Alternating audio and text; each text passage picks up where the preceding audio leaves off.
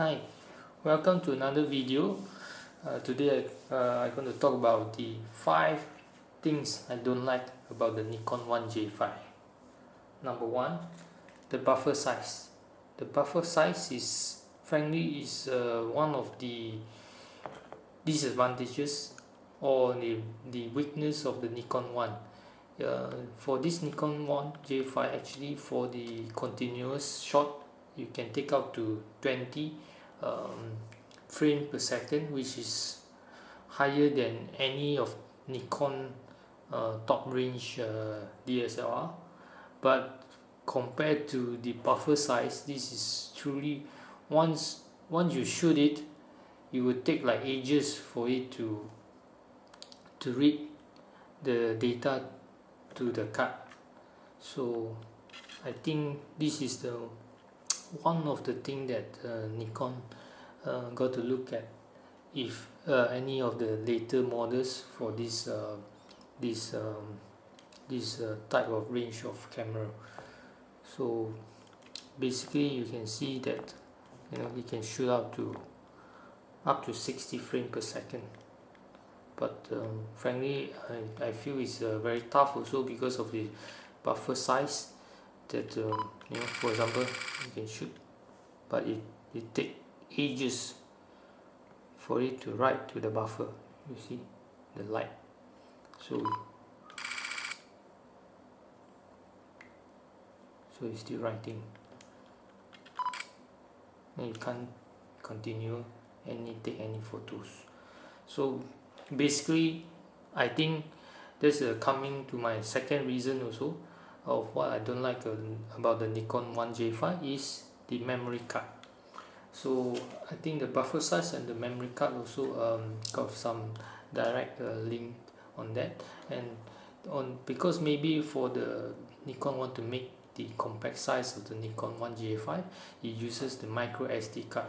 Frankly, of course, in terms of the reading speed, the micro SD card cannot compare to the bigger SD card or even like the SQD.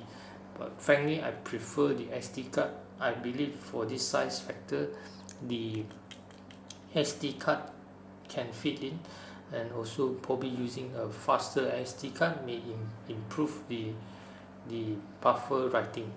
Look at now, the thing still writing to his buffer when the light is still on.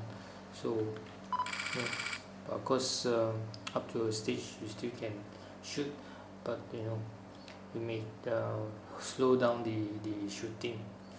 So come up to my third reasons of the why I don't like about the Nikon 1 is for the special movie functions like the slow-mo, which is I like it a lot when you go to the advanced movie.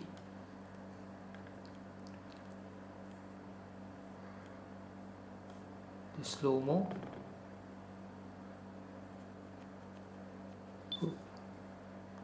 thing is still writing for this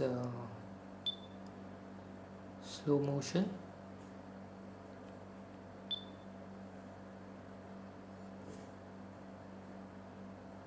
Still processing, I believe the buffer. I think now you can know what I'm talking about about the buffer size. Okay, continue. Slow-mo. Now of course the slow-mo, one of the disadvantage or main thing that I think should improve is slow-mo only take up to 3 seconds.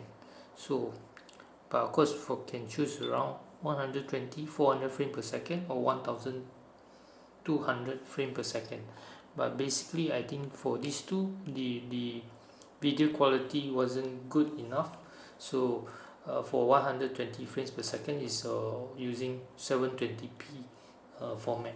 So but the one thing disadvantage or I think should improve is they only take up to maximum 3 seconds. So sometimes when you see a shot, you have to frame it exactly and you time it, then only you can get your shot, and the chances of you miss your shot is very high. Of course for this model I don't think can change really, but I think this is one of the things that I think the Nikon should look at for a next model. And the next things that I don't like about the Nikon one also is on this video, which is the 4K video. 4K video currently shoot up to only 15 frames per second, which is frankly is not usable at all for normal shooting. That you can see the movie is like not smooth, so it's good to have 4K, but frankly the 4K they put in is frankly is not usable at all, so there's no point that actually they put 4K video. For the things that I don't like about the Nikon 1J5 is, although that this camera can adapt to any Nikon lens using the FT1 adapter, but sadly that the newer range like the Nikon 200 to 500, the electronic aperture that actually cannot be adapted on the Nikon 1J5. But I feel if this is possible, definitely make Nikon 1J5 a good birding choice, because the equivalent that range of the 500 is about 1200 mm because of its 2.7 crop factor. So basically that is one of the sad thing that we cannot adapt to the new Nikon 200 to 500. So other than that, I think the Nikon one is really a good small compact camera. I think that's all for all the things that I don't like about the Nikon one. But basically I think for its size and price range, I think this is a very good choice. So for you to consider that all these things. Thanks for watching.